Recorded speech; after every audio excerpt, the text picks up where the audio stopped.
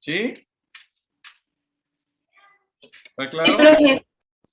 Bueno, sale. Entonces, ahora ya estábamos el 36. Casas de recreo, comisiones, inversiones y monto. Ah, ¿ya vimos arrendamiento financiero, Eduardo? Arrendamiento financiero, creo que ya fueron los primeros temas, ¿no? Fueron los primeros Sí, temas, el profe. contrato, ampliación del contrato, todo eso. ¿Se Sí, acuerdan? profe. Sí. Ok, entonces el 38 ya está visto, ya lo habíamos leído. Ahora nos vamos al 39. Vámonos a ver lo que se refiere a la sección tercera del costo de lo vendido, del costo de lo vendido. El costo de las mercancías que se enajenen, así como las que se integran en el inventario final del ejercicio, se determinará conforme al sistema de costeo absorbente, sobre la base de costos históricos y predeterminados. En todo caso, el costo se deducirá en el ejercicio en que se acumulen los ingresos que se deriven de la enajenación de los bienes de que se trata. Muy bien. Los contribuyentes que realicen actividades comerciales que consisten en la adquisición y enajenación de mercancías considerarán únicamente dentro del costo lo siguiente: el importe de las adquisiciones de mercancías disminuidos con el monto de las devoluciones, descuentos y bonificaciones sobre las mismas efectuadas en el ejercicio. Los gastos incurridos para adquirir y dejar las mercancías en condiciones de ser enajenadas. Los contribuyentes que realicen actividades distintas de las señaladas en el segundo párrafo de este artículo considerarán únicamente dentro del costo lo siguiente: las adquisiciones de materias primas, o sea, nos está hablando de el costo de producción. La adquisición de materias primas, productos semiterminados o productos terminados disminuidos por las devoluciones, descuentos, bonificaciones sobre los mismos efectuadas en el ejercicio. B. Las remuneraciones por la prestación de servicios personales subordinados relacionados directamente con la producción o la prestación de servicios. Estamos hablando de la mano de obra o de la prestación de servicios, que son empresas que hacen servicios. Ejemplo, pues el transporte público, el transporte que se hace de líneas aéreas, el transporte marítimo. Ah, ok. ¿Se entendió? Ahí entra Sí, también el profe. servicio de internet. Bueno, telefonía, ¿sí eso? Telefonía, lo que tú incurres en ello, sí, es la mano de obra o la prestación de servicio o los sueldos y salarios. Mano de obra, cada vez que hablamos de mano de obra, Abigail, estamos hablando de producción. O sea, es lo que hacemos la distinción. Si ustedes buscan en la Ley Federal del Trabajo, en alguna ley, ¿cuál es la diferencia entre un sueldo y un salario? No la van a encontrar. Entonces, el sueldo, generalmente utilizamos a aquellas personas que les pagamos de manera quincenal, o sea, los administrativos. Y las personas que trabajan en la producción, los obreros, les pagamos un salario. ¿Muy bien? Pero no existe en ninguna parte que te defina, este es un sueldo, este es un salario. No, te dice sueldos y salarios. ¿Es correcto? ¿Sí me di a entender? Sale. ¿Puedes repetir la diferencia, profe, por favor? La Profe, ¿cuál es la diferencia que diferencia? establecimos para lo que son salarios, trabajos operativos, producción. Y el sueldo es la persona administrativa que se le paga de manera quincenal. Si yo Entonces, me voy salario, a... producción y sueldo administrativo. El sueldo administrativo, repito, repito, no existe una definición, pero nosotros decimos gana sueldos la persona que es administrativa, gana salarios la persona que es, repito, trabajadora de la producción. Salario. No existe una definición, por eso dice sueldos y salarios.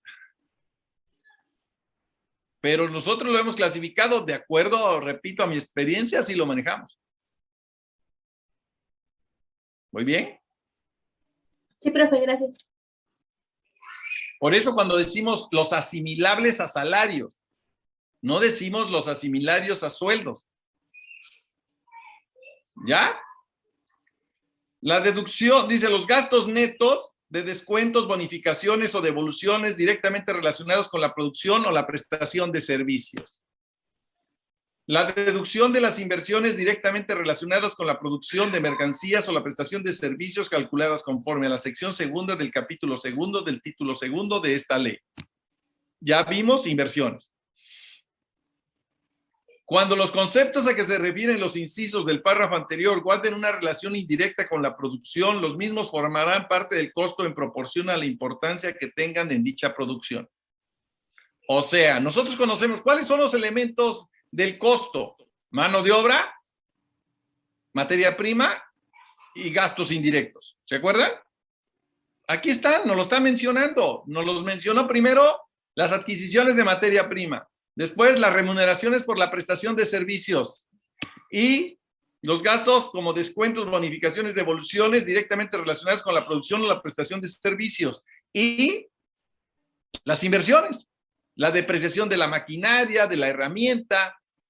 ¿Vamos bien? Sí, profe. Sí, profe. Dice, para determinar el costo del ejercicio, se excluirán el correspondiente a la mercancía no enajenada en el mismo, así como el de la producción en proceso al cierre del ejercicio de que se trate. Mi costo solamente va a estar integrado de la cantidad de mercancía que yo haya vendido. Lo que está en el inventario no forma parte del costo. Lo que está en proceso no forma parte del costo. ¿Se entendió? ¿Vamos bien? Sí, profe. Los residentes en el extranjero con establecimiento permanente en el país determinarán el costo de las mercancías conforme a lo establecido en esta ley. Tratándose del costo de las mercancías que reciban de la oficina central o de otro establecimiento del contribuyente ubicado en el extranjero, estarán en lo dispuesto del artículo 27, fracción 14ª de esta ley. Para determinar el costo de lo vendido de las mercancías, se deberá aplicar el mismo procedimiento en cada ejercicio durante un periodo mínimo de 5 ejercicios y solo podrá variarse cumpliendo con los requisitos que se establezcan en el reglamento de esta ley. ¿Muy bien? Para determinar el costo de lo vendido de las mercancías, se deberá aplicar el mismo procedimiento en cada ejercicio durante un periodo mínimo de 5 ejercicios y no podrá variarse. ¿Qué método utilizamos? El PEPS. ¿Qué método utilizamos? El ponderado. ¿Qué método utilizamos? El detallista. Ok, solamente lo puedes utilizar 5 años. Si lo quieres modificar, tiene que pasar 5 años. ¿Está claro?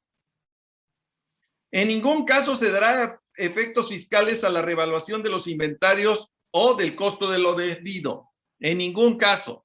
¿Vamos bien? Sale. Artículo 40. Los contribuyentes que se eleven contratos de arrendamiento financiero y opten por acumular como ingreso del ejercicio la parte del precio exigible durante el mismo, deberán deducir el costo de lo vendido en la proporción que representa el ingreso percibido en dicho ejercicio, respecto del total de los pagos pactados en el plazo inicial forzoso, en lugar de deducir el monto total del costo de lo vendido al momento en que enajenen las mercancías. ¿Se entendió? Vuelvo a leerlo. Los contribuyentes que celebren contratos de arrendamiento financiero y opten por acumular como ingreso del ejercicio la parte del precio exigible durante el mismo, la parte exigible. Mi contrato de arrendamiento, acuérdense que yo lo hice de 18 meses, ¿se acuerdan? Otro lo hice de 24 meses. ¿Qué me está diciendo? La parte exigible durante el ejercicio son 12 meses. Entonces solamente voy a poder deducir el costo que corresponde a la parte proporcional de 12 meses, no el total. No, pues ¿cómo? Si todavía no cobras el total, solamente puedes exigir el 12 meses. ¿Se entendió? Esteban. Sí, profe. Eduardo, perdón. Sí, profe. Lo vuelvo a leer para que quede claro.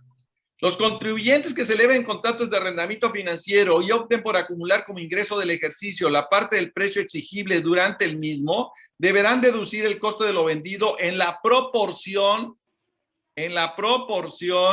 que represente el ingreso percibido de dicho ejercicio. ¿Me expliqué?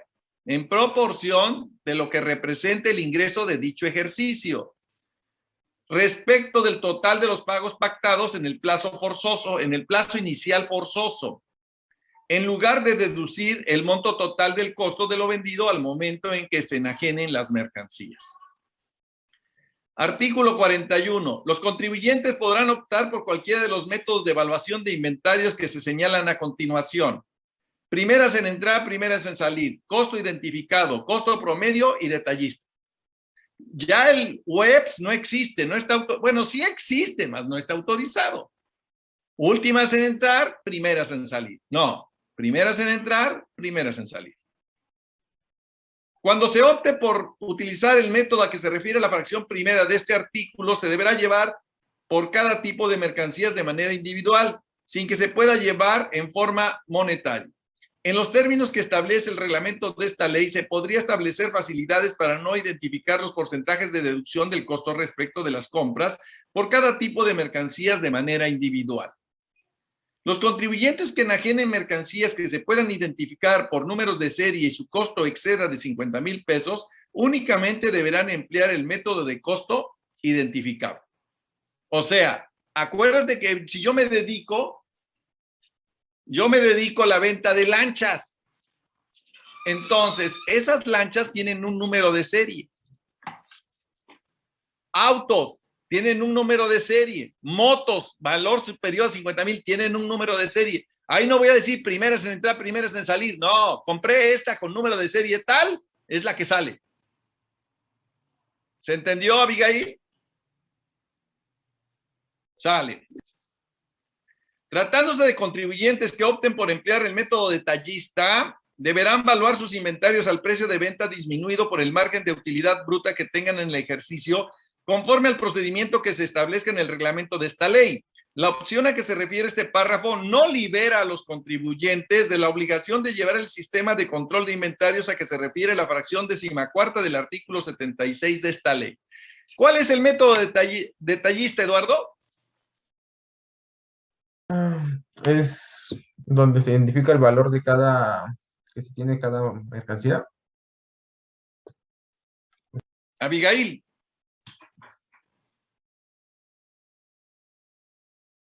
¿Sí has oído, Eduardo, que hay negocios que dicen todo por $1? Sí, profe. Pero aquí en México, ¿cómo dice? Todo a 20. Todo 20 o todo 5 pesos. ¿Verdad? Y entonces tú entras y ahorita ya casi no lo he visto, porque repito, pues ahí en mi despacho está en la 5 Sur, y enfrente ahí están unos locales que venden cosas chinas. Y yo recuerdo que antes decía todo por 10 pesos. Hoy no, hoy ya no encuentro que diga todo por 10 pesos. Hay diferentes precios.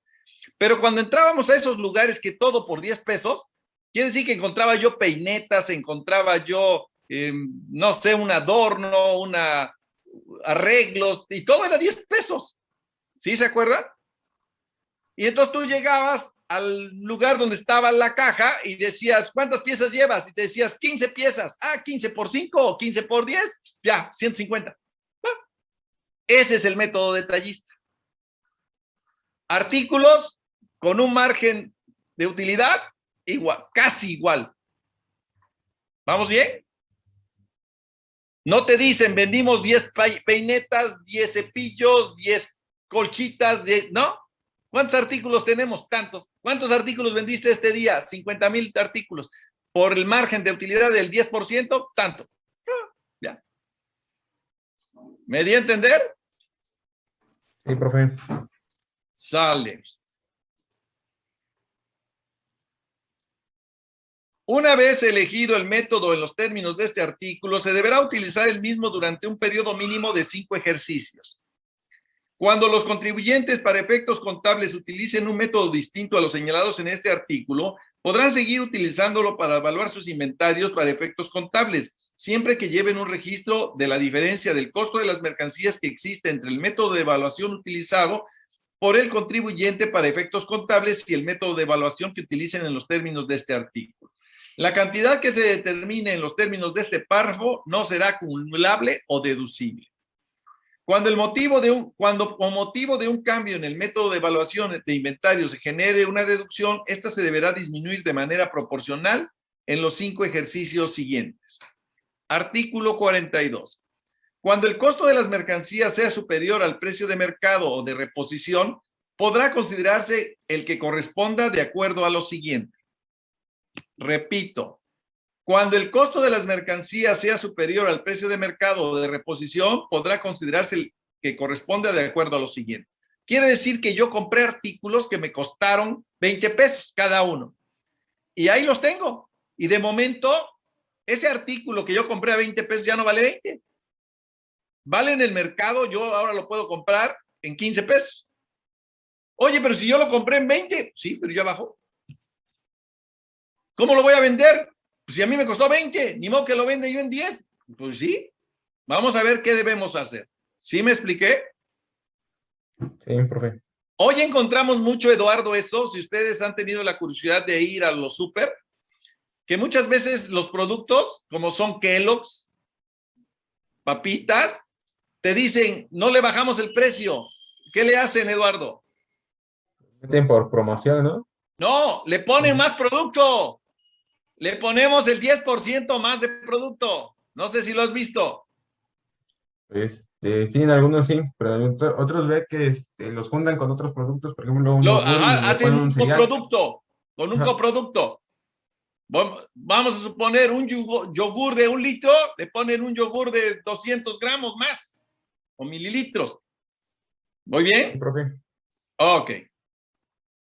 Dice, el de reposición, sea este por adquisición o por producción, sin que exceda el valor de realización, ni sea inferior al valor neto de realización.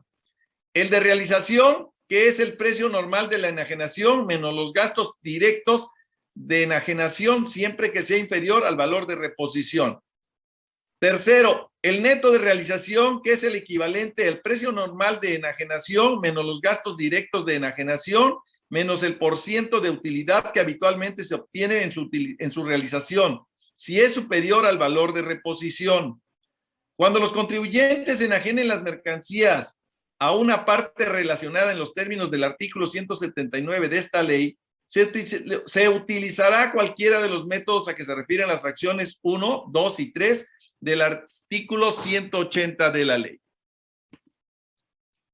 Los contribuyentes que hubieran optado por presentar dictamen de estados financieros para efectos fiscales en los términos del artículo 32A del Código Fiscal de la Federación o que hayan estado obligados a presentar declaración informativa sobre su situación fiscal en los términos del artículo 32H del citado código, deberán informar en el dictamen o en la declaración informativa, según se trate, el costo de las mercancías que consideraron de conformidad con este artículo. Tratándose de los demás contribuyentes, deberán informarlos en la declaración del ejercicio. Artículo 43. Cuando los contribuyentes con motivo de la prestación de servicios proporcionen bienes en los términos establecidos en el artículo 17, segundo párrafo del Código Fiscal de la Federación, solo se podrá deducir en el ejercicio el que se acumule el ingreso por la prestación de servicios, valuados conforme a cualquiera de los métodos establecidos en el artículo 41 de esta ley. Ya los métodos vimos cuáles son: el PEPS, el costo identificado, el promedio y el detallista. Y vamos al tema que decíamos al inicio, cuando nosotros determinamos nuestro coeficiente de utilidad. Nuestro coeficiente de utilidad, decíamos, lo obtenemos dividiendo la utilidad del ejercicio o resultado del ejercicio sobre los ingresos nominales, ¿verdad? ¿Se acuerdan? Y entonces decíamos, ¿cómo obtenemos los ingresos nominales? Decíamos, los obtenemos de los ingresos acumulables menos el ajuste anual por inflación. ¿Se acuerdan? Pero en ese momento decíamos, ¿y qué es el ajuste anual por inflación? Y yo les dije, no, mira, ahorita olvídalo, vamos a tomar para hacer nuestro cálculo ingresos nominales como si fuera igual a ingreso acumulable. Pero son ingresos nominales, son diferentes a los ingresos acumulables. ¿Hasta ahí me estoy explicando? Sí, profe. Ok, hoy voy a entrar a ver lo que son el capítulo 3 del ajuste por inflación. En otras palabras, vamos a entenderlo. Vamos a ver que cuando nosotros damos financiamiento, ¿a quiénes? A nuestros clientes, muy bien, y ellos lógicamente obtienen un beneficio de ello, lo vamos a comparar con el financiamiento que a mí me dan los proveedores. Y voy a ver quién ganó o perdió en ese tipo de financiamientos. Entonces, vamos a ver si existe un ingreso por ajuste acumulable o un ingreso como una deducción. Para eso vamos a ver qué conceptos lo integran y cuál es el procedimiento para determinar. Las personas morales determinarán al cierre de cada ejercicio el ajuste anual por inflación como sigue. Determinarán el saldo promedio anual de sus deudas y el saldo promedio anual de sus créditos. El saldo promedio anual de sus deudas y el saldo anual de sus créditos. El saldo promedio anual de los créditos o deudas será la suma de los saldos al último día de cada uno de los meses del ejercicio, dividido entre el número de meses del ejercicio. No se incluirán en el saldo del último día de cada mes los intereses que se devengan en el mes. Cuando el saldo promedio anual de las deudas sea mayor que el saldo promedio anual de los créditos, la diferencia se multiplicará por el factor de ajuste anual y el resultado será ajuste anual por inflación acumulable. A ver otra vez. Cuando el saldo promedio anual de las deudas sea mayor que el saldo promedio anual de los créditos, la diferencia se multiplicará por el factor de ajuste anual y el resultado será un ajuste anual por inflación acumulable. O sea, en otras palabras, yo me financié más que lo que se financiaron de mí mis proveedores. Digo, mis clientes, perdón. ¿Muy bien? Entonces voy a tener un ajuste anual por inflación acumulable. Quiere decir que lo voy a sumar a mis ingresos. Cuando el saldo promedio anual de los créditos sea mayor que el saldo promedio anual de las deudas, la diferencia se multiplicará por el factor de ajuste anual y el resultado será un ajuste anual por inflación deducible. O sea, una deducción. ¿Se entendió? Repito, el saldo promedio anual del crédito será mayor que el saldo promedio anual de las deudas. Ahora vamos a leer cómo se determina el factor de ajuste. El factor de ajuste anual será el que se obtenga de restar la unidad al cociente que se obtiene de dividir el índice nacional de precios al consumidor del último mes del ejercicio, diciembre, del ejercicio de que se trate, entre el citado índice del último mes del ejercicio inmediato anterior. Quiere decir, diciembre del 2021 entre diciembre de 2020. ¿Se entendió, Abigail? El factor de ajuste se obtiene restándole la unidad al cociente obtenido del Índice Nacional de Precios al Consumidor de diciembre del 2021 entre el Índice Nacional de Precios al Consumidor de diciembre del 2020.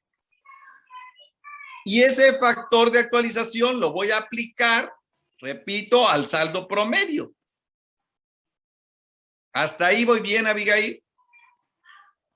Sí, profe. Eduardo, ¿voy bien? Sí, profe.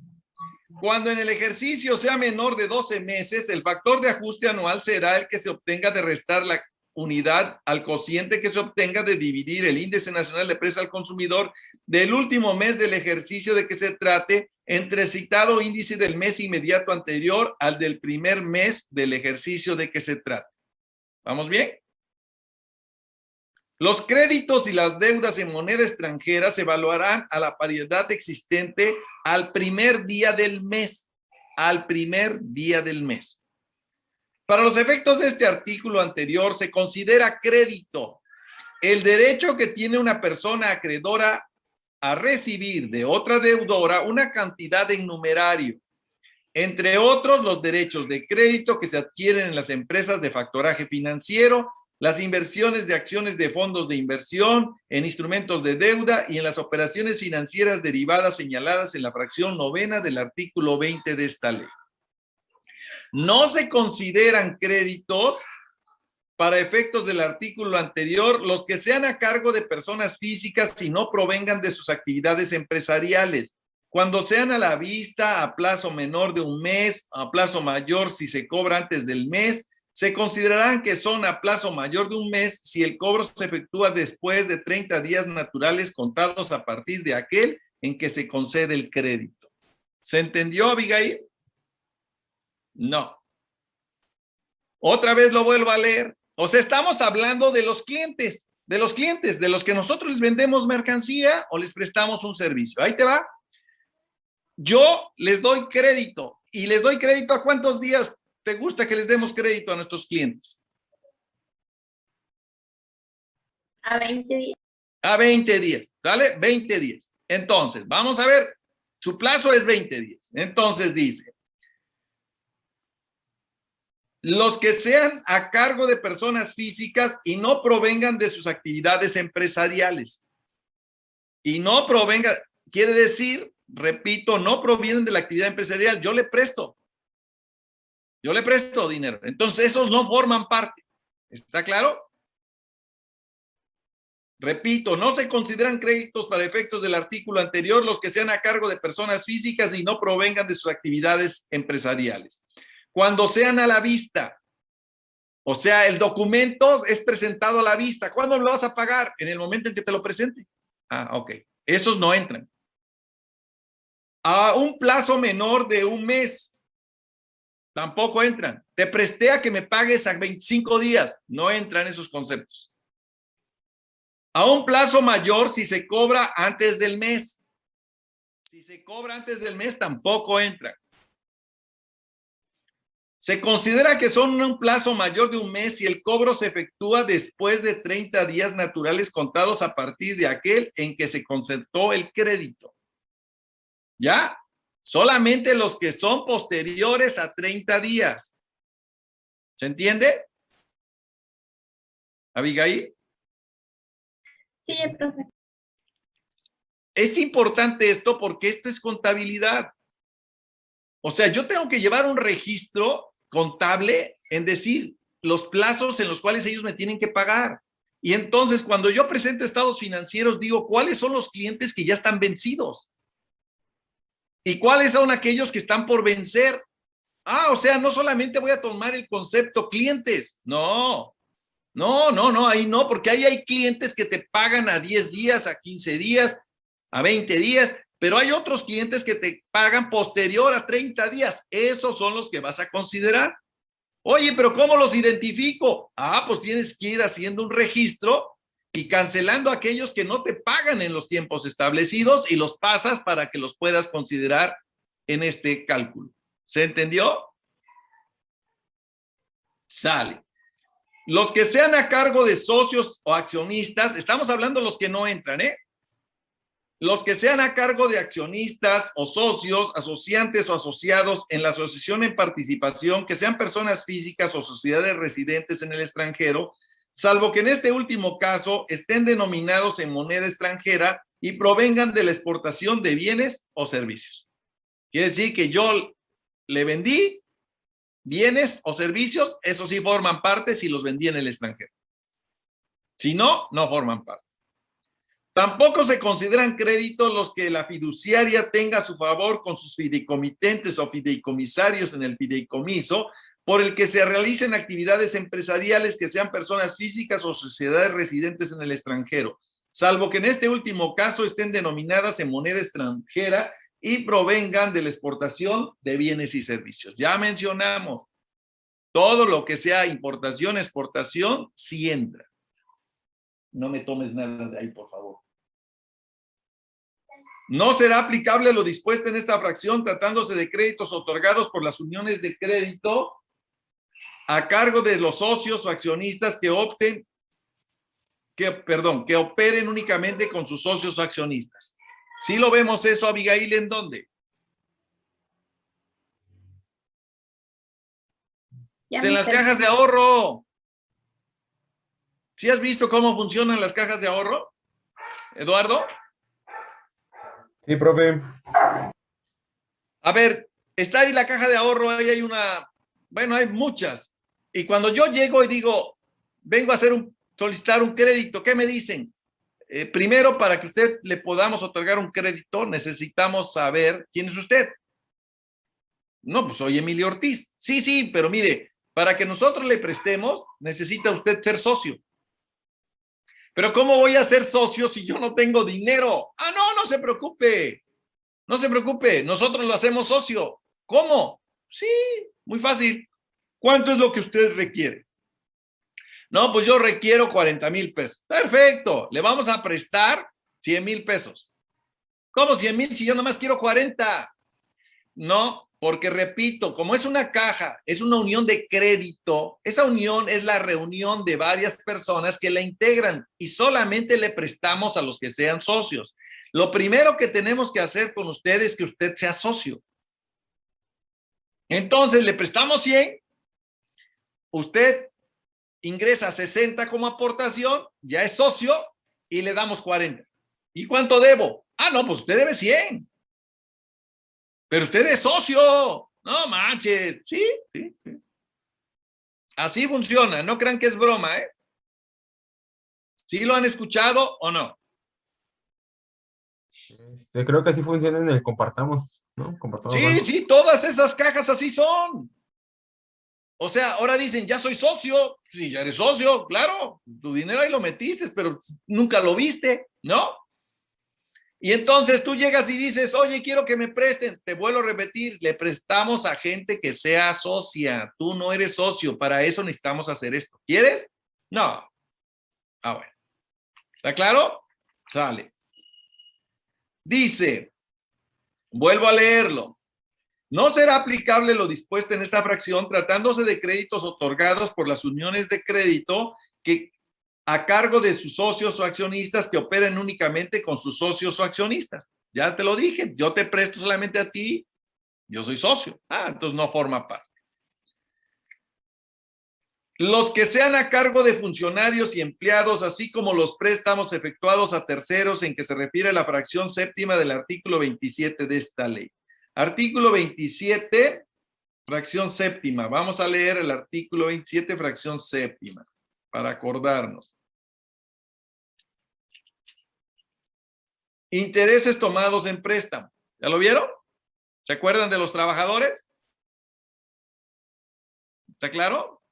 Y decíamos que la empresa no se dedica, el objeto no era prestar. Pero ¿qué sucedía cuando yo solicitaba un crédito al banco? El banco me cobra intereses, los hago deducibles. Perfecto. Pero ¿qué pasa si ese dinero, en lugar de aplicarlo a donde dije, lo otorgo como préstamo? ¿Se acuerdan, Eduardo? Esos. ¿Sí se Ajá. acuerdan o no? Sí lo hicimos, ¿no? Que le Creo que sí, prestaban a uno de los socios el dinero para hacer la fiesta de su hijo y no sé qué. Sí, profe. Sí, sí lo hicimos. Ya se le olvidó a Eduardo. Repito, los que sean a cargo de funcionarios y empleados, así como los préstamos efectuados a terceros a que se refiere la fracción séptima del artículo 27 de esta ley. Los pagos provisionales de impuestos, así como los estímulos fiscales. Yo ya pagué impuestos, esos pago de impuestos también forma parte. No, esos no forman parte, ni los préstamos. ¿Está claro? Cualquier ingreso cuya acumulación esté condicionada a su percepción efectiva. Lo dispuesto en esta fracción es aplicable a los ingresos derivados de contratos de arrendamiento financiero por los que se ejerza la opción prevista en el artículo 17, fracción tercera de esta ley. Las acciones y certificados de participación no amortizable y los certificados de depósito de bienes y en general los títulos de crédito que representen la propiedad de bienes, las aportaciones a una asociación en participación, así como otros títulos valor cuyos rendimientos no se consideren intereses en los términos del artículo 8º de esta ley. El efectivo de caja no forma parte, que quede claro. Los créditos que se deriven de los ingresos acumulables disminuidos por el importe de los descuentos y bonificaciones sobre los mismos se considerarán como créditos para los efectos de este artículo a partir de la fecha en que los ingresos correspondientes se acumulen y hasta la fecha en la que se cobre en efectivo en bienes y en servicios o hasta la fecha de su cancelación como incobrables. En el caso de la cancelación de la operación que dio lugar al crédito, se cancelará la parte del ajuste anual por inflación que le corresponde a dicho crédito en los términos que se establezcan en el reglamento de esta ley, siempre que se trate de créditos que se hubieran considerado para dicho ajuste. Saldo a favor de contribuciones. Para los efectos de este artículo, el saldo a favor de contribuciones únicamente se considerarán créditos a partir del día siguiente a aquel en el que se presente la declaración correspondiente y hasta la fecha en la que se compensen, se acrediten o se reciba su devolución, según sea el caso o según se trate. Esos son créditos. ¿Me expliqué? Saldos a favor. Concepto de deuda. Ya vimos créditos, ahora vamos a ver deudas. Para los efectos del artículo 44 de esta ley se ¿Sabe qué consideran artículo deudas- era el de créditos? 45. Disculpe. Gracias. Para los efectos de este artículo 44 de esta ley se consideran deuda cualquier obligación en numerario pendiente de cumplimiento, entre otras las derivadas de contratos de arrendamiento financiero, de operaciones financieras derivadas a que se refiere la fracción novena del artículo 20 de esta misma, las aportaciones para futuros aumentos de capital y las contribuciones causadas desde el último día del periodo al que corresponda y hasta el día en que deban pagarse. También son deudas los pasivos y las reservas de activos, pasivo y capital que sean o hayan sido deducibles. Para estos efectos se consideran que las reservas se crean, se incrementan mensualmente en la proporción que representan los ingresos del mes total del ingreso en el ejercicio. Y también ahora nos menciona cuáles no se consideran deudas. En ningún caso se considerarán deudas las originadas por partidas no deducibles. En los términos de la fracción 1/8 novena del artículo 28 de esta ley, así como los montos de las deudas que excedan el límite a que se refiere el primer párrafo de la fracción 27ª y el monto de las deudas de las cuales deriven intereses no deducibles de conformidad con la fracción 32ª del mismo artículo según sean aplicables durante el ejercicio. Sin embargo, en el caso de la fracción 32ª del artículo 28 de esta ley, cuando el monto de los intereses no deducibles sea deducido en un ejercicio posterior de conformidad a dicha fracción, el monto de la deuda a la cual deriven dichos intereses sí se considerará para el cálculo señalado en el artículo 44 de esta ley en dicho ejercicio. Para los efectos del artículo 44 de esta ley se considera que se contraen deudas por la adquisición de bienes y servicios, por la obtención del uso o goce temporal de bienes o por capitales tomados en préstamo, cuando se dé cualquiera de los supuestos siguientes. 1. Tratándose de la adquisición de bienes o servicios, así como de la obtención del uso o goce temporal de bienes, cuando se dé alguno de los supuestos previstos en el artículo 17 de esta ley y el precio o la contraprestación se pague con posterioridad a la fecha en que ocurra el supuesto de que se trate. Tomando en capitales tomados en préstamo,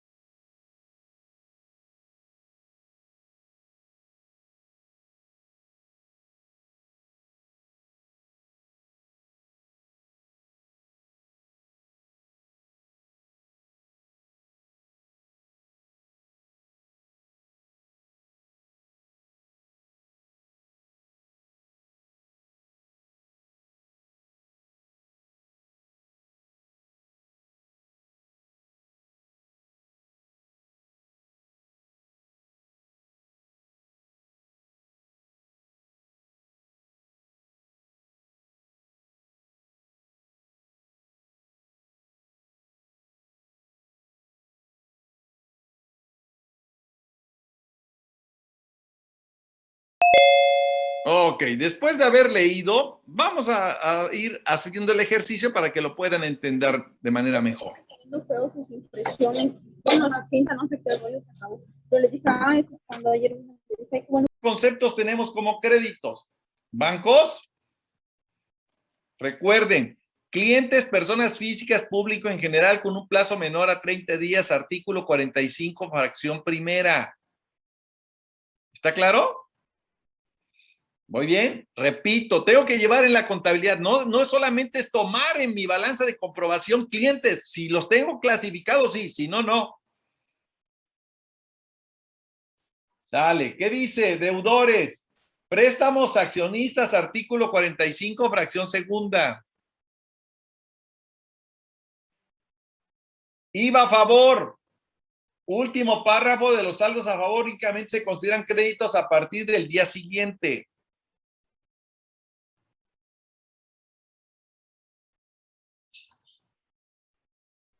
IVA solicitado su devolución, declaración del 19 de septiembre fue devuelta. Ahí me pone qué fecha. ¿Muy bien? Sale. Entonces, bancos, Pongo las cantidades del último día del mes, de enero, de febrero, de marzo y así sucesivamente y llego a la suma que me da 4.681.000. De clientes me da 7.155.000. De deudores me da 1.022.000. De IVA a favor, 99.110.89. De inventarios, 854.878 y de IVA solicitado, 79.430.19. Cada uno de ellos dice, divídelos entre 12 y sacas el promedio. Y entonces sacas un promedio de 1.157.000. ¿Hasta ahí voy bien, Jessy?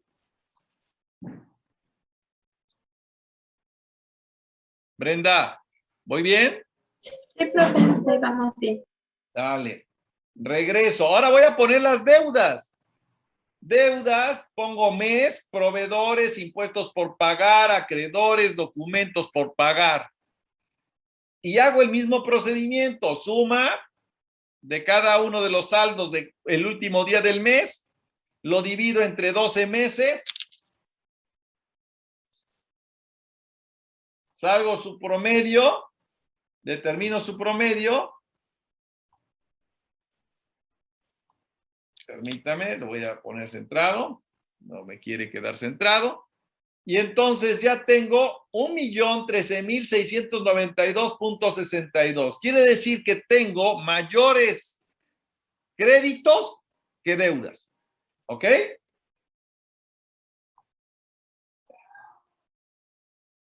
Entonces, saldo promedio anual de créditos, 1.157.000. Saldo promedio anual de deudas, 1.013.000. Diferencia, ajuste anual por inflación deducible, deducible. Y lo multiplico por el factor de ajuste. ¿Cómo obtengo el factor de ajuste? Ya lo dije, diciembre del 2021 entre Índice Nacional de Precios al Consumidor de diciembre del 2020. ¿Vamos bien? Aquí están mis índices. Y a lo que resulta, le resto la unidad. Así me lo dijo. Y entonces lo multiplico por 0.0333. ¿Y qué me da? Un ajuste anual por inflación deducible. ¿Se entendió, Abigail? Pregunta. ¿Seguro? Sí, ahorita. Vamos a hacer el 40. Voy a poner el 40 ahora. 40. Bueno, pregunta, ¿lo van a copiar? ¿Le van a sacar una impresión de pantalla o qué hacemos? Le tomé foto, profe. Ahí está. A ver, pongo ahí nuevamente para que no se me pierda. ¿Se ve bien? Sí, profe. Sale. Voy por el de las deudas.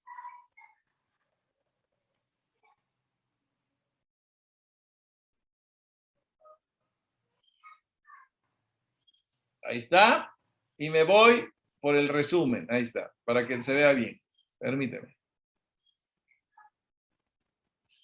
Ahí está. 4.794.75 es algo que voy a tener como deducción. Sale. Vamos con el ejercicio 40. Determinación, otra vez, de ajuste por anual a la inflación.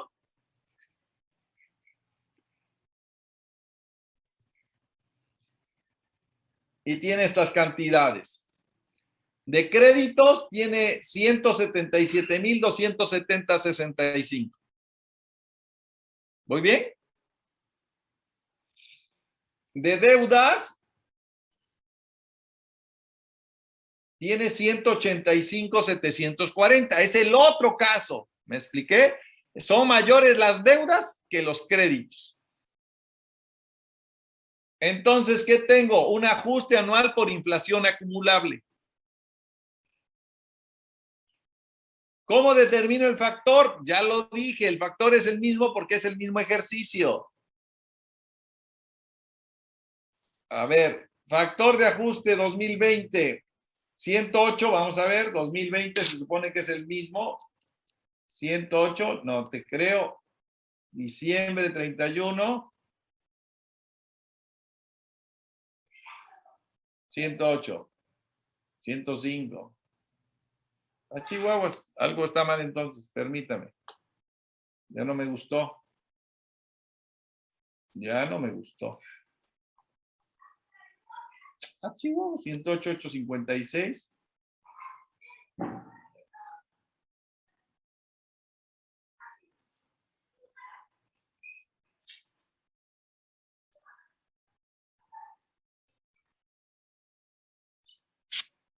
Algo hice mal.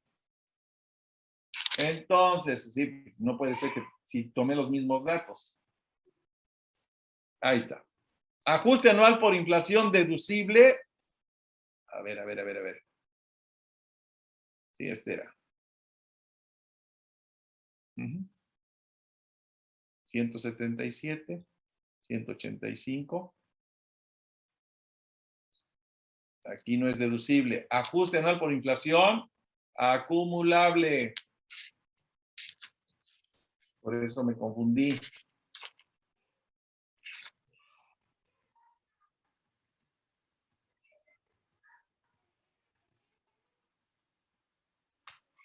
¿Ok? Lo vuelvo a leer para aquellos que les quedó duda. Dice,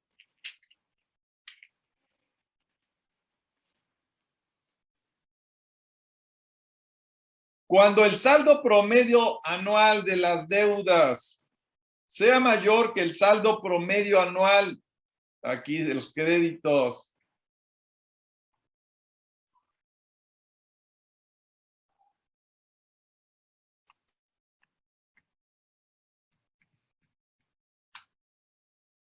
ay.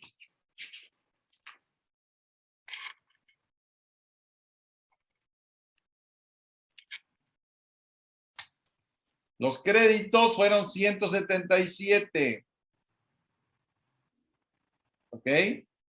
Y las deudas son 185. ¿Ok? Deudas 185, 177. Cuando el saldo promedio anual de las deudas sea mayor que el saldo promedio anual de los créditos, la diferencia se multiplica por el factor de ajuste anual y el resultado será el ajuste anual por inflación acumulable. ¿Está claro, Abigail? ¿Brenda? Sí, profe. No, profe, no lo está. Entonces, esos 282 los vamos a acumular a nuestros ingresos. Claro. Los vas a acumular a tus ingresos. O sea, en otras palabras, tú te financiaste de terceras personas. Tienes que acumular ese ingreso del financiamiento que te dieron ellos. No, mis clientes se financiaron. Mis clientes se financiaron de mí. Ah, bueno, pues entonces vas a tener una cantidad que vas a poder deducir. ¿Sí? ¿Jessy? Profe, pero entonces, no entendí eso. Cuando el saldo promedio anual de deudas es mayor que el de los créditos, ¿qué procede? Procede una inflación acumulable. Voy a tener que acumular a mis ingresos esta cantidad. Acuérdate cuando determinábamos ingresos acumulables. Vamos a leerlo para que te acuerdes. Nos vamos al artículo 14 y dice, los ingresos nominales a que se refiere este artículo serán los ingresos acumulables, excepto el ajuste anual por inflación acumulable. Excepto el ajuste anual acumulable. Lo vuelvo a leer. Los ingresos nominales a que se refiere este artículo serán los ingresos acumulables, excepto el ajuste anual por inflación acumulable. ¿Ya? Yo tengo ingresos acumulables. Esos ingresos acumulables, ¿cuáles son? Vuelvo a repetir. Los que sirven de base para el cálculo del impuesto. Muy bien. O sea, ¿yo voy a pagar impuesto por haberme financiado de terceras personas? Sí, claro. Voy a poder deducir cuando otras personas, otras terceras personas de mis créditos, como son bancos, clientes, deudores, IVA, inventarios, ISR solicitado, no me lo devuelvan. Sí, claro, vas a poder deducir una parte. Pero si tú te financias de terceras personas, como son proveedores, impuestos por pagar, acreedores, documentos por pagar, también tendrás que, repito, considerar si tus deudas son mayores, vas a tener una inflación acumulable. ¿Sí o no, Jessy? Y ese monto de 282.05 posteriormente, ¿en qué se va a ocupar? Ah, pues lo voy a sumar para mi pago de impuestos cuando haga yo mi declaración anual. Ah, Voy a ok. tener ingresos por servicios, ingresos por ventas, más ajuste anual por inflación acumulable. Esto es en caso de cuando el saldo promedio anual de deudas es mayor que el de los créditos. Y si pasa al Claro. revés, si el de créditos es mayor que el de deudas. Voy a decir ingreso acumulable menos deducciones autorizadas menos la deducción correspondiente por el ajuste anual por inflación deducible, que es el caso de aquí arriba. O sea, eso se restaría al pago de impuestos.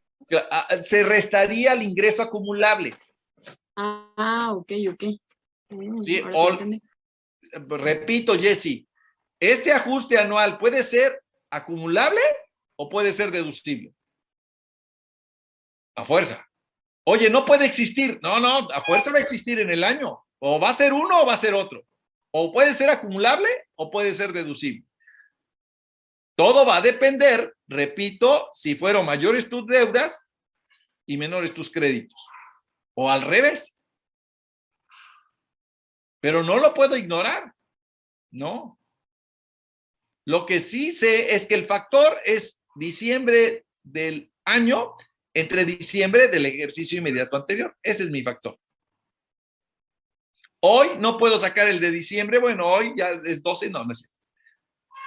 Hoy no puedo sacar el del 2021 porque se necesitaría diciembre 2021 contra diciembre 2020. Ya tengo 2020, pero 2021 todavía no.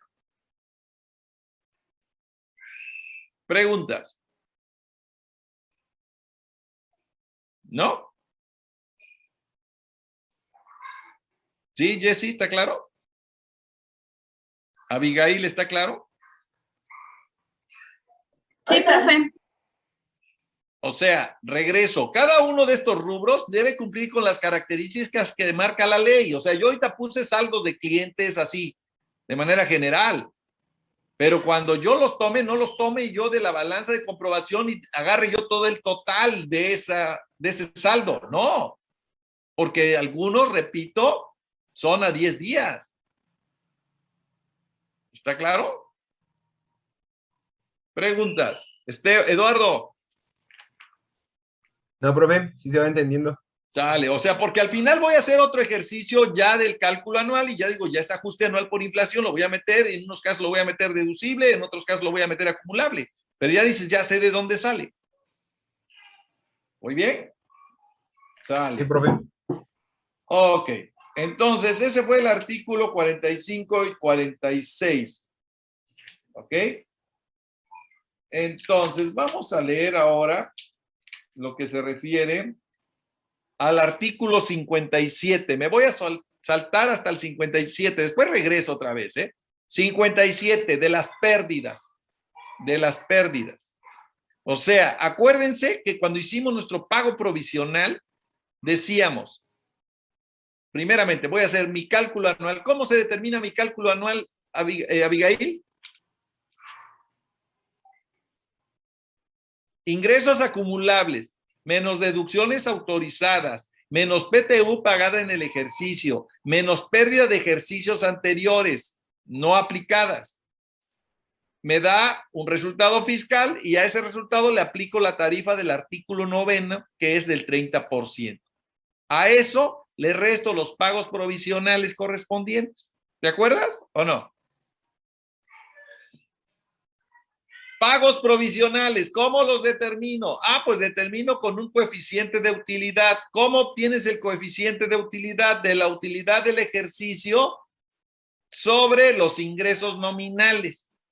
Ya determiné mi coeficiente. Y mis pagos provisionales los hago hasta el segundo ejercicio. Primer ejercicio no hago pago provisional porque no tengo coeficiente de utilidad.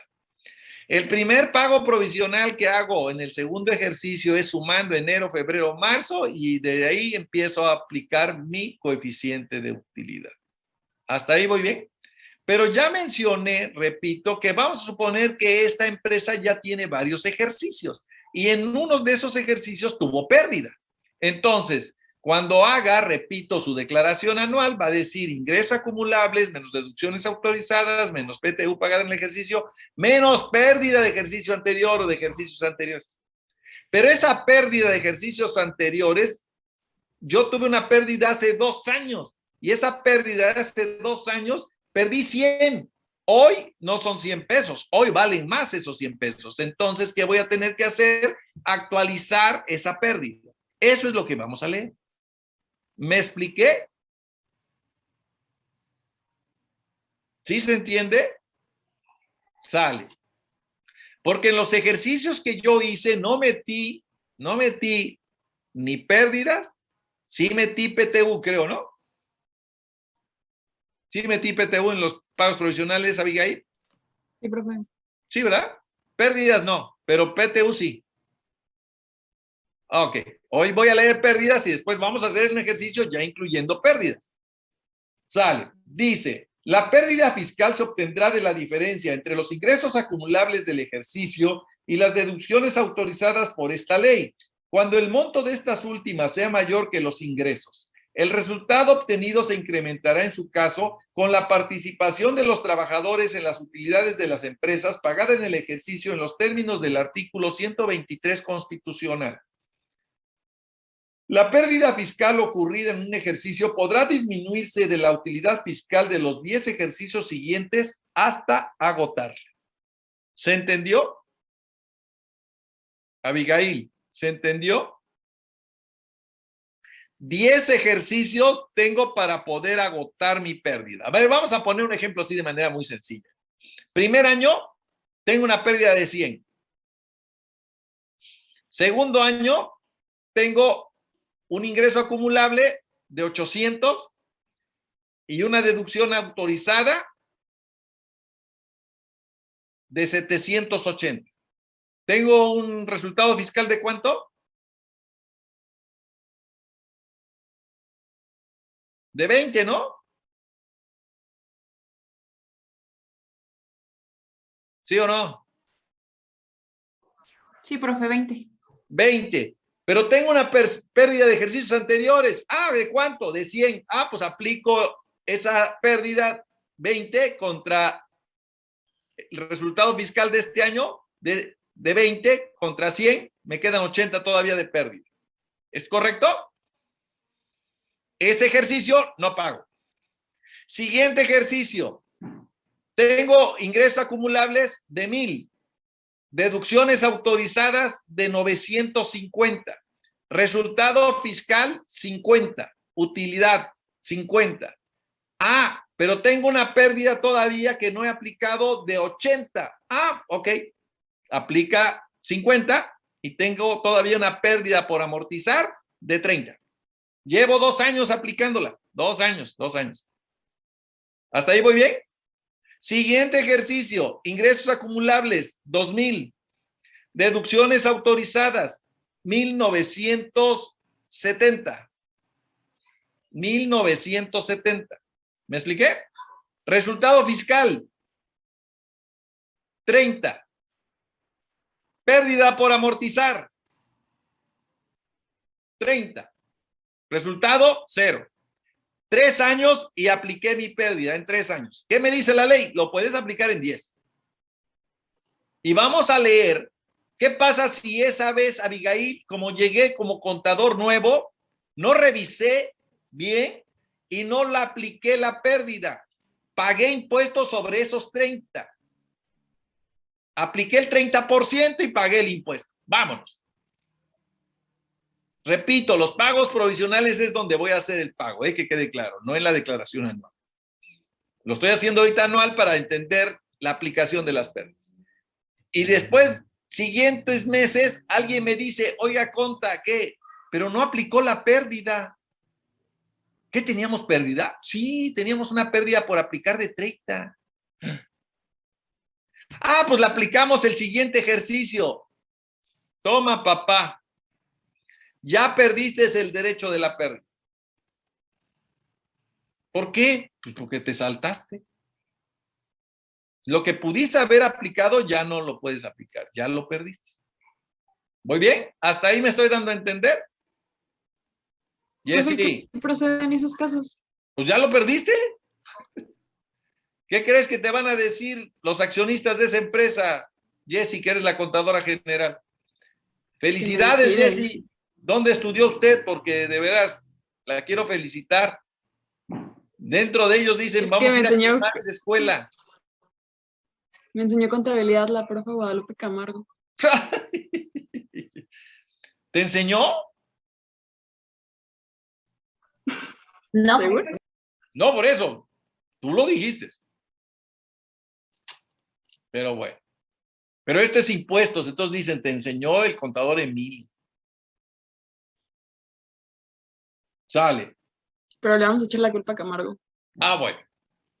Cuando el contribuyente, ahí va lo que platicaba yo, cuando el contribuyente no disminuya en un ejercicio la pérdida fiscal de ejercicios anteriores, pudiendo haberlo hecho conforme a este artículo, perderá el derecho de hacerlo en los ejercicios posteriores y hasta por la cantidad en la que pudo haberlo efectuado.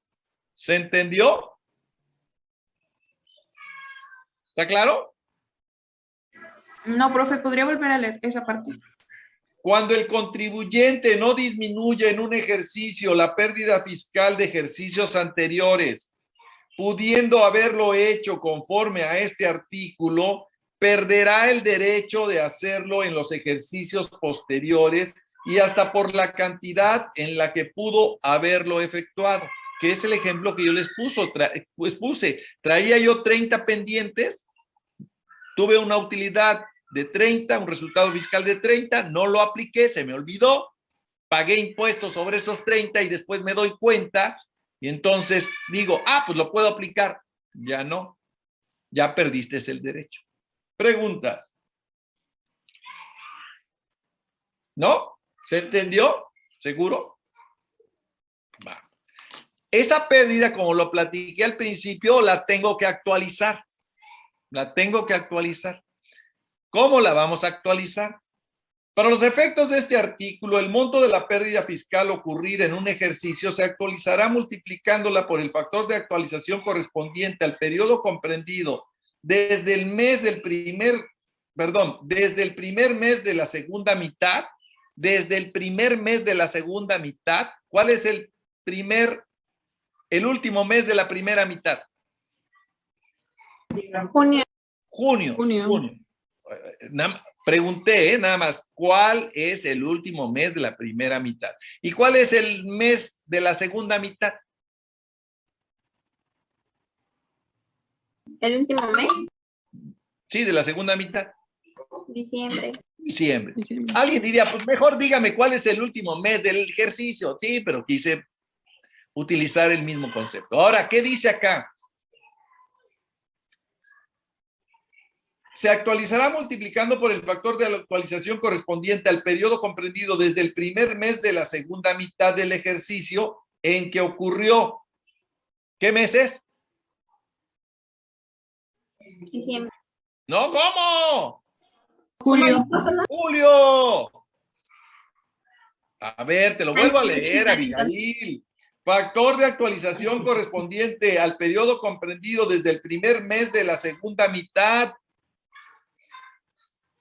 Julio.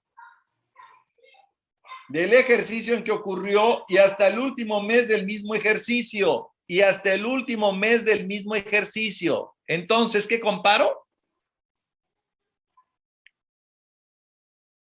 Diciembre contra julio. ¿Ya? último mes del ejercicio entre primer mes de la segunda mitad. Diciembre contra julio. ¿Voy bien o no? La parte de la pérdida fiscal de ejercicios anteriores ya actualizada, pendiente de aplicar contra las utilidades fiscales, se actualizará multiplicando por el factor de actualización correspondiente al periodo comprendido desde el mes en que se actualizó por última vez. ¿Cuál fue el último mes que se actualizó?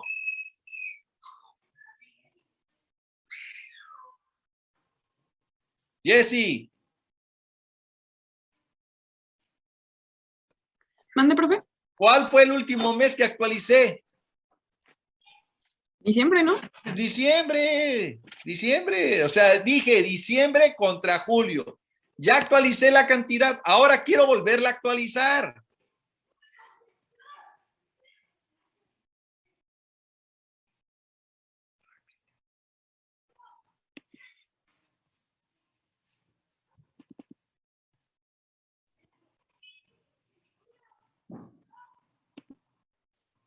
A ver, ¿qué pasó? Ya se me desaparecieron. ¿Están todavía ahí? Sí, profe. Profe. Es que algo hizo la máquina y se fue. Se fue. Entonces me espantó. Dije, ¿ahora qué sucedió? Pero bueno, mejor ya quité el otro.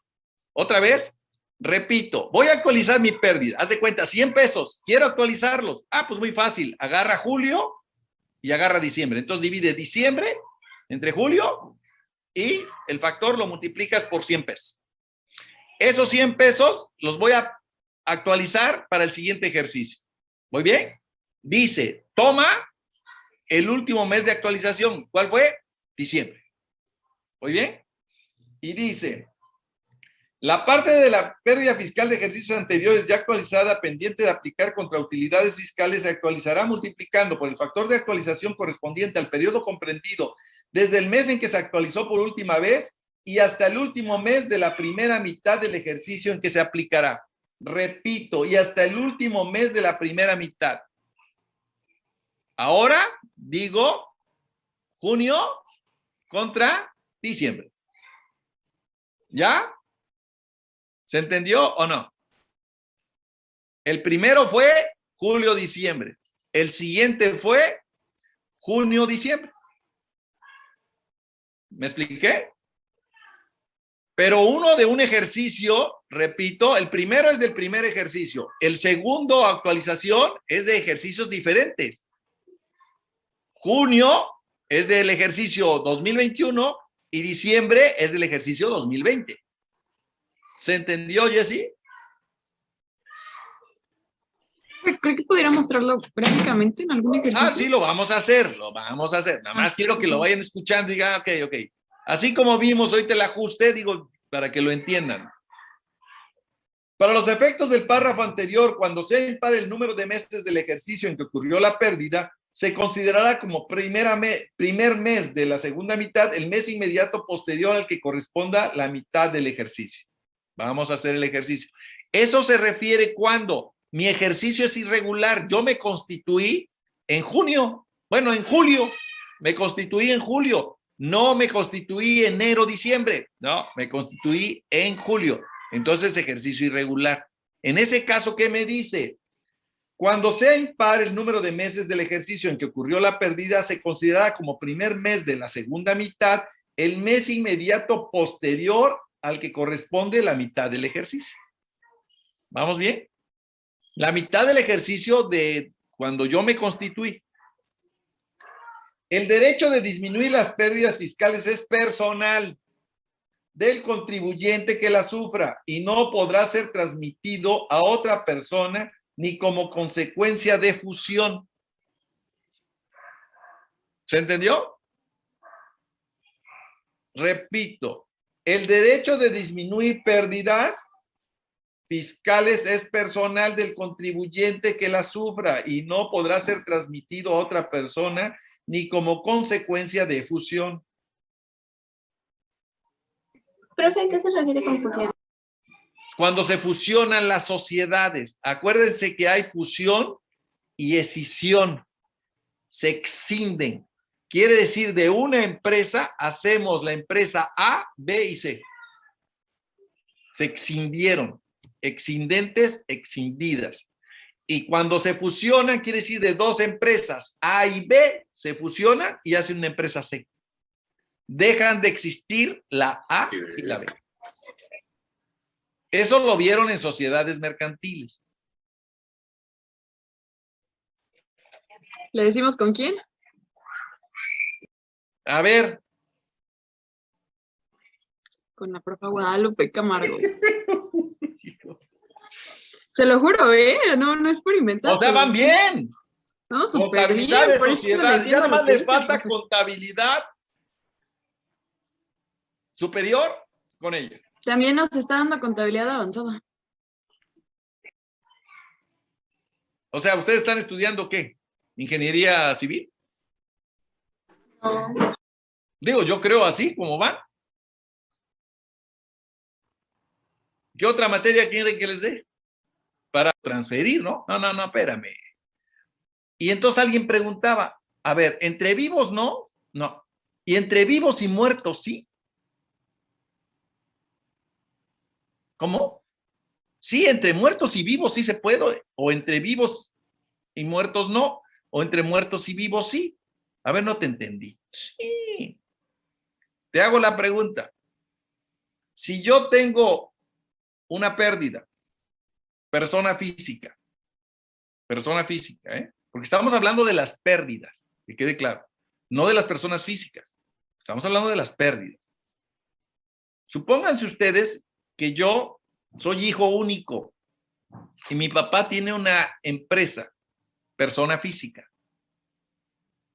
¿Me expliqué? Mi papá es el dueño y mi papá me tiene como heredero a mí. Y esa empresa de mi papá tiene pérdidas en un ejercicio. El siguiente ejercicio amortiza parte de esa pérdida, pero no el total. ¿Y qué pasa si fallece? Y me deja a mí esos bienes. Pregunto, ¿esa pérdida que él tenía, la puedo aplicar, sí o no? Repito, Jesse, ¿la empresa le vas a cambiar de nombre? No, la empresa iba a seguir. Se llama Gasolinera Catalina, así se llama. ¿Tú sabes quién es el dueño de la gasolinera Catalina? ¿Tú sabes si es persona física o es persona moral? Cuando le pides la factura, te pone gasolina Catalina y abajo te pone el RFC. Y el RFC, como tú ya sabes, es de una persona física, pero no sabes quién es él. ¿Me expliqué? Y esa persona fallece. ¿El hijo crees que va a quitar la gasolinera? ¿Le va a ir a cambiar y ya no se va a llamar gasolinera Catalina? No, el hijo va a seguir con la actividad. Lo único que va a hacer el contador va a cancelar el registro federal de contribuyentes del papá. Y van a dar de alta a él, a este hijo. Él va a poder, repito, amortizar esas pérdidas, ¿sí o no? Dice la ley, en los casos, repito, el derecho de disminuir pérdidas fiscales es personal del contribuyente que la sufra y no podrá ser transmitido a otra persona ni como consecuencia de fusión. ¿Vamos bien? Ni como consecuencia de fusión. Pregunta, ¿la voy a poder aplicar o no? No. No, ya te lo dijo. Antes sí, antes repito, decía entre vivos. Muy bien. Y entonces, como la ley decía entre vivos, decías, sí se puede. ¿Por qué? Porque no es entre vivos, es entre un muerto y un vivo. Y entonces, ¿qué dijo la ley? Ahorita la decimos textualmente, no se puede. Preguntas. No sé si me di a entender. Sí, profe.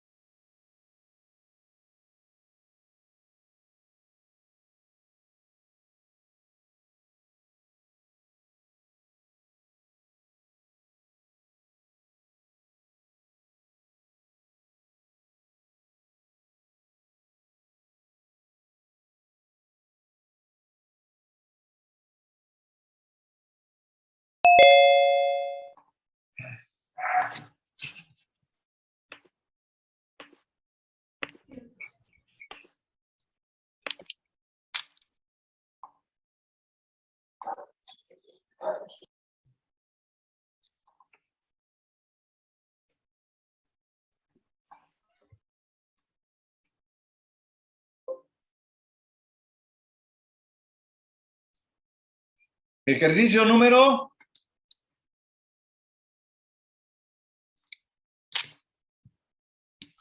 41. Está.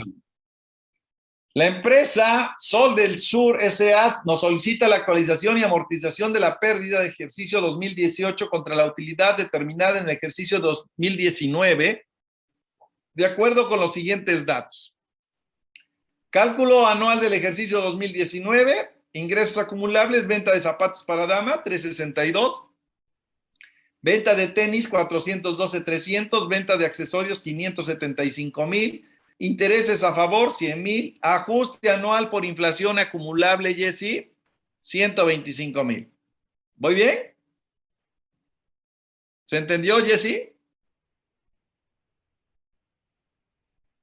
Total de ingresos acumulables, 1,574,300. Deducciones autorizadas, costo de ventas netas, deducciones sobre inversión, o sea, las depreciaciones, intereses a cargo, pérdida fiscal de venta de activos, gastos de operación deducibles, y me da total de deducciones autorizadas 1,365,500 pesos.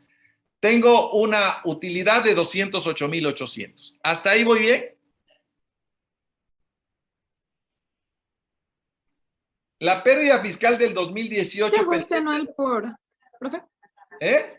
Ese ajuste anual por inflación acumulable es cuando, por ejemplo, en el ejercicio anterior vimos que los créditos eran mayor a las deudas. Sí. Entonces, en ese caso es cuando se suma a los ingresos acumulables. Ah, ok. Así es. ¿Vamos bien? Entonces, la pérdida fiscal de 2018, pendiente de amortizar, es de 396,500. Yo tuve ahorita una utilidad de 208. Lo que debemos hacer es proceder a la actualización de la pérdida en primer orden para amortizar contra la utilidad fiscal del ejercicio, y el factor de actualización que debemos aplicar se obtiene dividiendo el índice nacional de precios al consumidor de diciembre de 2018 entre el índice nacional de precios al consumidor de julio del 2018 de la manera siguiente. ¿Hasta ahí voy bien? ¿No hace rato había dicho que era diciembre contra diciembre? No. Diciembre, eso es, acuérdate, diciembre contra diciembre no es por las pérdidas, este es para el ajuste anual por inflación, y aquí yo no estoy sacando el ajuste anual por inflación. Yo estoy hablando acerca aquí de la amortización de la pérdida. A ver, otra vez recordemos. La pérdida la actualizo. Julio, diciembre. Siguiente actualización, junio, diciembre. Factor de ajuste para el ajuste de inflación acumulable o deducible. Diciembre contra diciembre. Diciembre del ejercicio 2021 contra diciembre del 2020. ¿Sí, Jessy?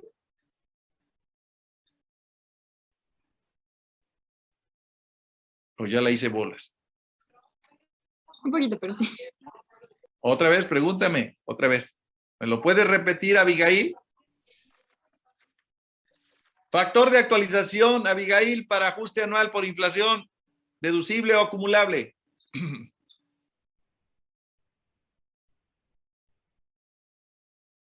Eduardo, Repetir, por favor. pregunta, quiero que me digan cómo determino el factor de ajuste anual, por inflación o por acumulable, deducible o acumulable.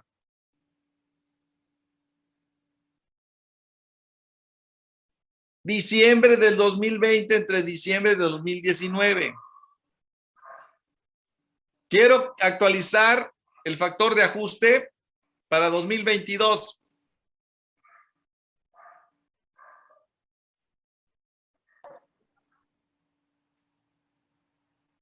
Jessy. Diciembre de 2021 menos diciembre de 2020.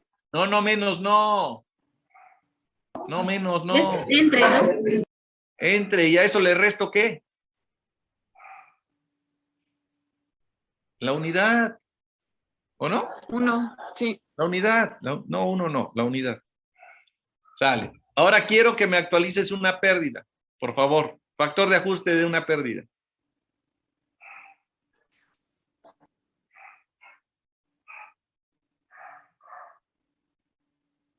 Diciembre. Sería el INPC del último mes del Último mes del ejercicio. ejercicio menos Diciembre. Entre. el INPC, entre el INPC de julio, ¿no? De julio, del primer mes de la segunda mitad. Ajá. Ok. Segunda actualización de la pérdida.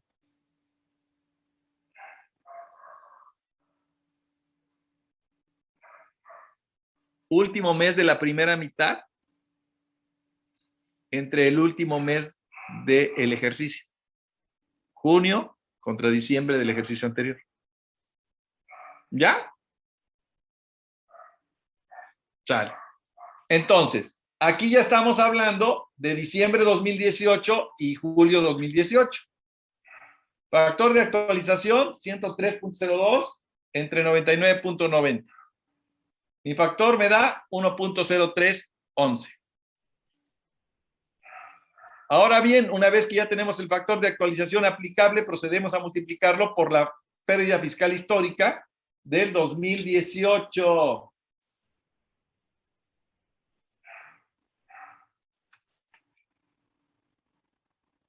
Pérdida fiscal de 2018 pendiente de amortizar. Amortizar, está bien escrito.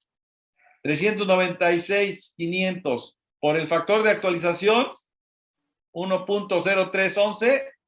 Pérdida fiscal actualizada 2018, del ejercicio 2018, 408,831. Ya no son 396. Ahorita vas a ver. ¿Estás mojado? Chingada madre, ¿qué me entiendes? Perdón.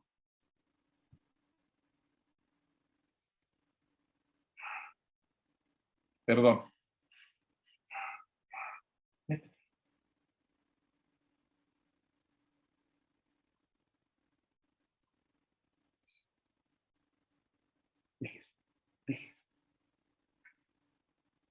Entonces,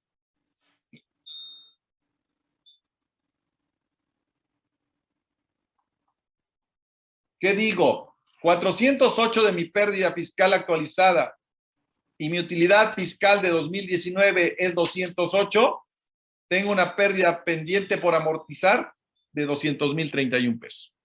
Todavía. Que la voy a actualizar, repito, la voy a actualizar con junio a diciembre del ejercicio inmediato anterior.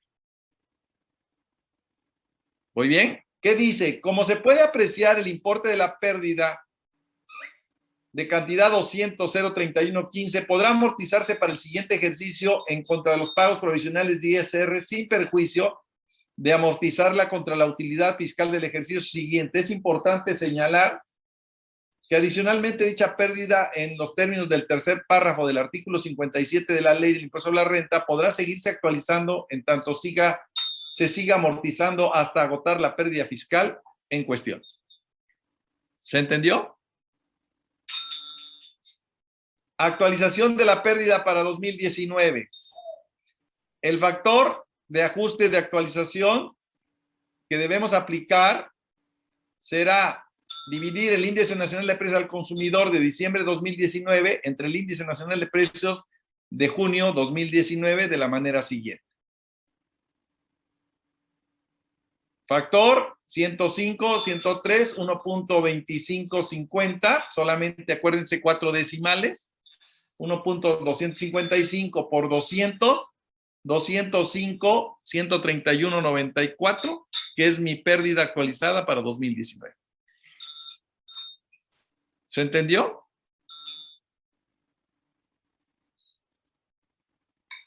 Abigail, ¿se entendió? Sale. Bueno, nos vemos el día lunes, hacemos otros ejercicios el día lunes, por favor. ¿Sale? Cuídense y pórtense bien.